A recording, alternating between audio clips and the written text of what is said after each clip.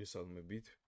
Გავაზობთ მორიგ 5 ტესტურ დავალებას, რომელიც შედგენილია საქართველოს სისხლის სამართლის საპროცესო კოდექსიდან.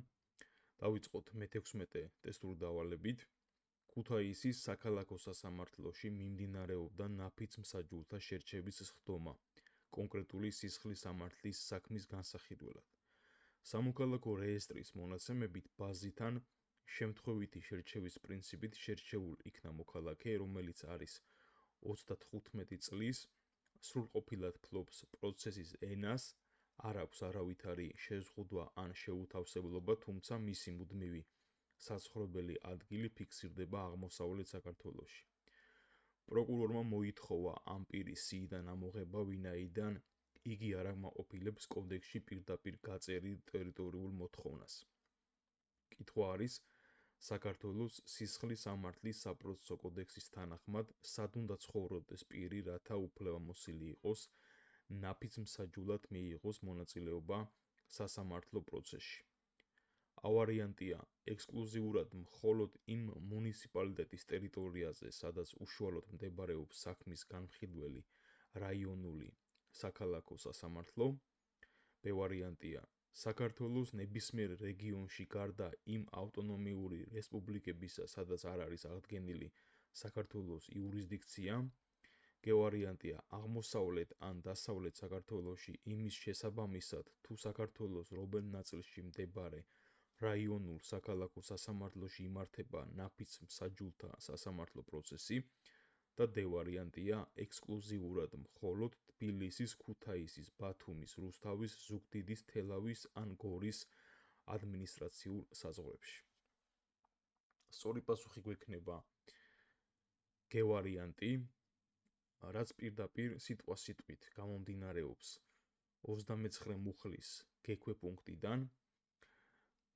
ეს ქვეპუნქტი განსაზღვრავს ნაფიც მსაჯულის, ასე ვთქვათ, გეოგრაფიულ კრიტერიუმს. კერძოდ პირი უფლებამოსილი არის ნაფიც მსაჯულად სასამართლო პროცესში მიიღოს მონაწილეობა, რომელიც ცხოვრობს აღმოსავლეთ ან დასავლეთ საქართველოში იმის შესაბამისად, თუ საქართველოს რომელ ნაწილში რაიონულ საქალაქო სასამართლოში იმართება ნაფიც მსაჯულთა სასამართლო პროცესი. გადავიდეთ მე-17 ტესტურ დავალებაზე. საქართველოს პარლამენტმა მიიღო კანონი, რომლითაც გადაწყდა, რომ მართლმსაჯულების ხელმისაწვდომობის გაზრდის მიზნით ნაფიც მსაჯულთა სასამართლოები დამატებით უნდა შეიქმნას ხაშურისა და საჩხერის რაიონულ სასამართლოებშიც. ამ მიზნით მომზადდა იუსტიციის მინისტრის ბრძანების პროექტი ახალი სამოქმედო ტერიტორიების განსაზღვრის შესახებ.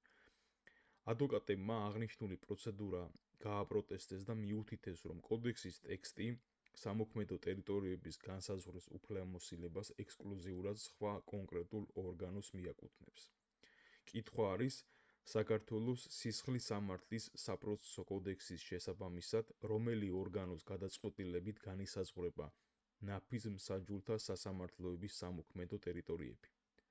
A ვარიანტია საქართველოს გენერალური პროკურორის ბრძანებით, B ვარიანტია საქართველოს იუსტიციის მინისტრის ბრძანებით, G ვარიანტია უზენაესი სასამართლოს პლენუმის დადგენილებით და D ვარიანტია საქართველოს იუსტიციის უმაღლესი საბჭოს გადაწყვეტილებით.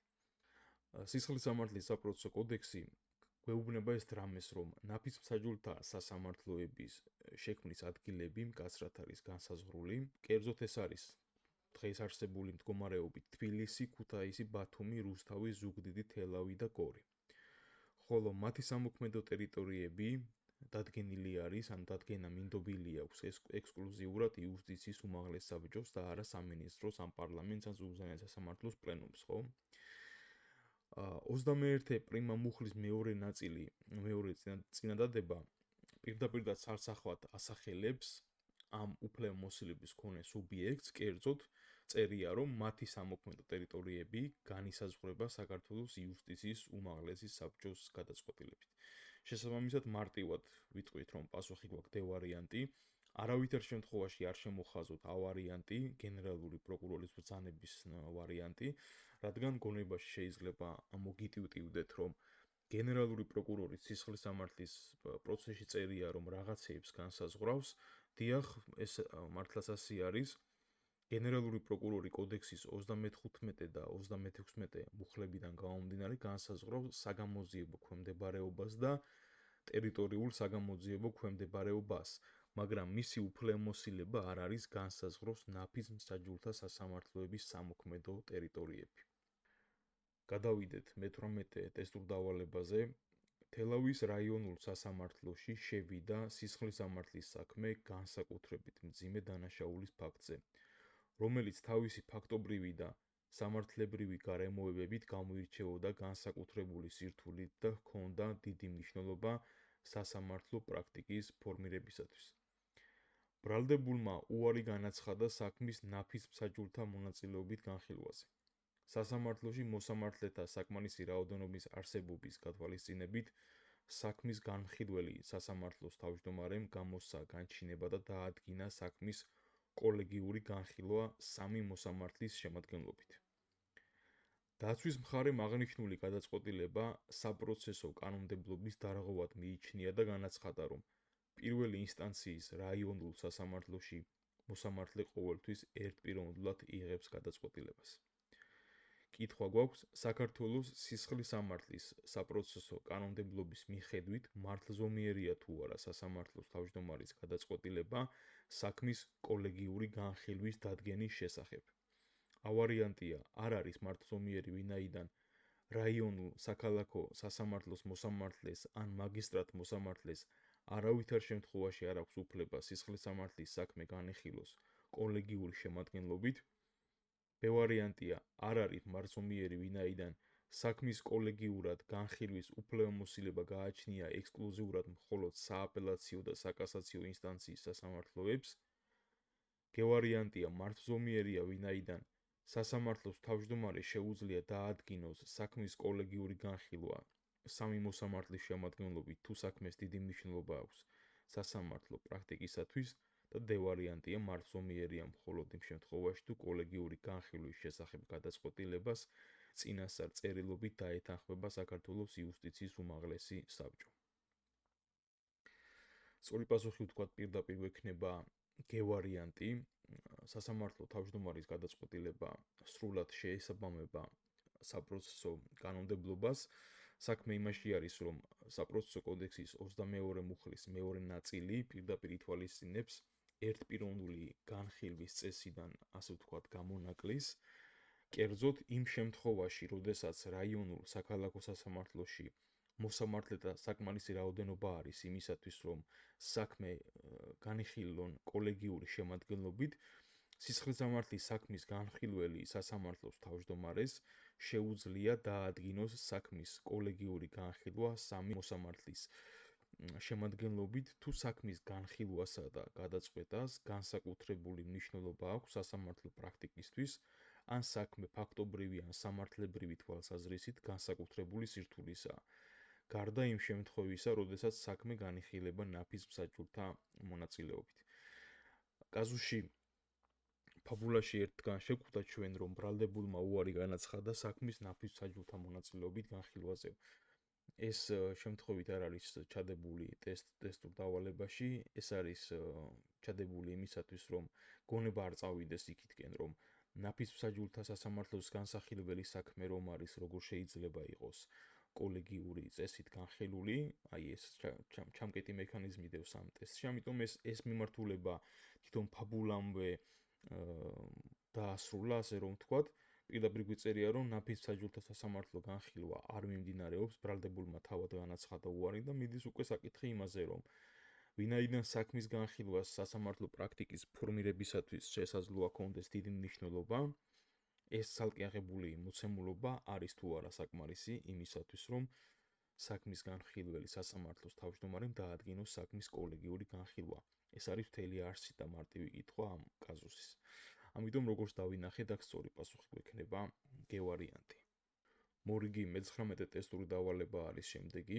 ქურდობის ფაქტზე მიმდინარე სასამართლო განხილვისას მოწმის დაკითხვის შემდეგ მოსამართლის გაუჩნდა საფუძვლიანი ეჭვი, რომ საქმეში არსებული ვიდეო ჩანაწერი შესაძლოა ყოფილიყო დამონტაჟებული და ფალსიფიცირებული. ჭეშმარიტების დადგენისა და მართლმსაჯულების ინტერესებიდან გამომდინარე, მოსამართლემ საკუთარი ინიციატივით მხარეთა მოთხოვნის გარეშე გამოიტანა განჩინება ექსპერტიზის დანიშვნის თაობაზე და სხდომის თანაშემწეს მიუთითა მიეღო შემდგომი ზომები ვიდეო ფაილის საექსპერტო დაწესებულებისათვის გადაგზავნის თაობაზე. ბრალდების მხარემ მოსამართლის ეს გადაწყვეტილება საპროცესო კანონმდებლობის დარღვევად შეაფასა და მიუთითა, რომ მოსამართლემ უხეშად დაარღვია შეჯიბრებითობის პრინციპი. კითხვა არის, საქართველოს სისხლის სამართლის საპროცესო კანონმდებლობის მიხედვით მართლზომიერია თუ არა მოსამართლის გადაწყვეტილება ექსპერტიზის დამოუკიდებლად დანიშვნის შესახებ. A ვარიანტია. მართლზომიერია, ვინაიდან მოსამართლე არის მართლმსაჯულების განმანაწილებელი ორგანო და მას გააჩნია აბსოლუტური დისკრეცია დამოუკიდებლად მოიპოვოს ნებისმიერ მტკიცებულება ჭეშმარიტებით დასადგენად. B ვარიანტია. მართლზომიერია მხოლოდ იმ შემთხვევაში, თუ საქმე ეხება ნაკლებად მძიმე კატეგორიის დანაშაულს, სადაც შეჯიბრებითობის პრინციპი მოქმედებს შეზღუდული სახით. G ვარიანტია. არ არის მართლზომიერი, ვინაიდან სასამართლოს ეკრძალება ბრალდების დამადასტურებელ ან დაცვის ხელმშემწყობ მტკიცებულებათა დამოუკიდებლად მოპოვება და გამოკვლევა, რაც ექსკლუზიურად მხარეთა კომპეტენციაა. და ბოლო ვარიანტია. არ არის მართლზომიერი, მხოლოდ იმ პირობით, თუ დაცვის მხარე წერილობითი ფორმით განაცხადებს პროტესტს ექსპერტიზის ჩატარების შესახებ. მოსამართლის გადაწყვეტილება არ შეესაბამება საპროცესო კანონმდებლობას. თანახმად 25 მუხლისა, მეორე ნაწილი ამ მუხლის იმპერატიულად და პირდაპირ კრძალავს სასამართლოს მხრიდან ამგვარი გადაწყვეტილების მიღებას. სასამართლოს ეკრძალება ბრალდების დამადასტურებელი ან დაცვის ხელშემწყობი მტკიცებულების დამოუკიდებლად მოპოვება და გამოკვლევა. მტკიცებულებათა მოპოვება და წარდგენა მხარეთა კომპეტენცია არის. მიუხედავად იმისა, რომ მოსამართლე მოქმედებდა მართლმსაჯულების ინტერესებიდან გამომდინარე, მას არ ჰქონდა უფლება დამოუკიდებლად დაენიშნა ექსპერტიზა, რაც თავისთავად მტკიცებულობის მოპოვება არის პროცესუალური განმარტებით, რადგან ეს ფუნქცია წარმოადგენს ექსკლუზიურად მხარეთა უფლებამოსილებას შეჯიბრებითი პროცესის ფარგლებში. ამიტომ მარტივად ვხედავთ ხომ, რომ აქ სწორი პასუხი გვექნება G ვარიანტი, არ დაგაბნიოთ იმან, რომ ბოლო დროს განხორციელებული ცვლილების შემდეგ მოსამართლეს მიეცა უფლება მხარეთა წინასწარი თანხმობის გარეშე მოწმეს დაუსვას დამაზუსტებელი შეკითხვები. ანუ იქაც იყო, რომ შეჯიბრებითობის სტანდარტი მოიცავდა იმას, რომ მოსამართლეს აკრძალული ჰქონდა მსგავსი ჩარევა პროცესის მსვლელობაში, თუმცა სასამართლომ იმსჯელა და დასაშვებად ცნო მართლმსაჯულების ინტერესებიდან და საქმეზე ჭეშმარიტების დადგენის მიზნებიდან გამომდინარე, მაგრამ ეს თავისთავად არ ეხება ექსპერტიზის დანიშვნას, ალტერნატიულად მტკიცებულობის მოპოვებას, რაც დღეს არსებული რედაქციით აბსოლუტურად მხოლოდ და მხოლოდ მხარეთა ექსკლუზიური უფლებამოსილება არის და გამომდინარეობს სასამართლოს შეჯიბრებითობის პრინციპიდან. გადავიდეთ მიმდინარე ვიდეო განხილვის ბოლო მე-20 ტესტურ დავალებაზე.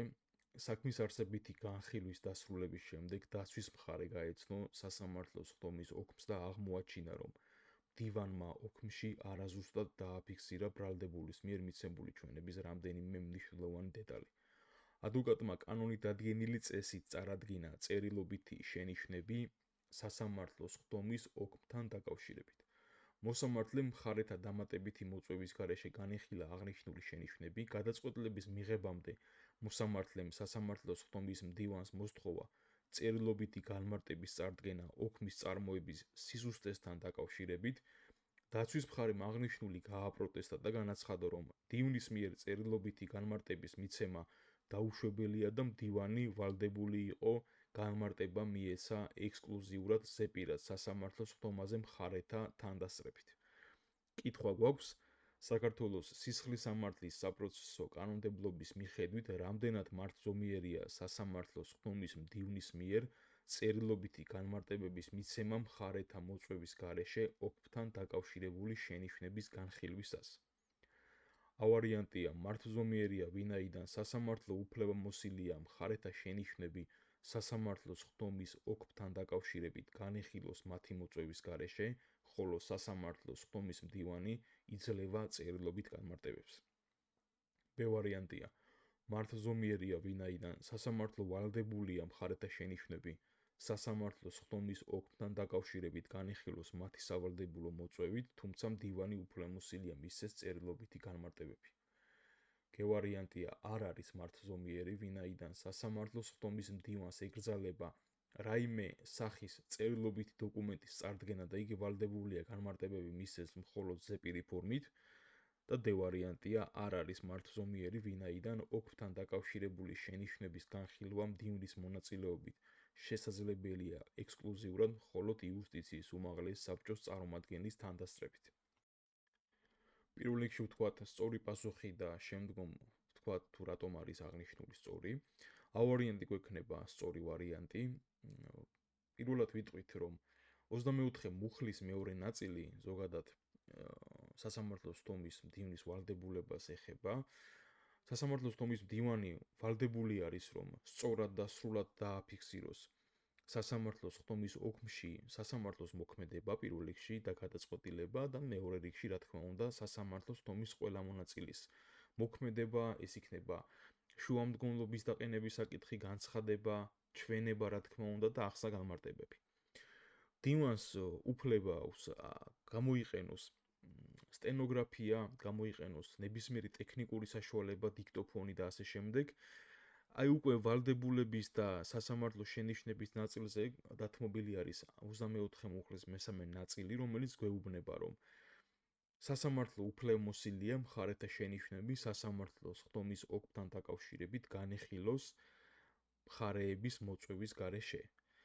სასამართლოს ხდომის მდივანი იძლევა წერილობით განმარტებებს.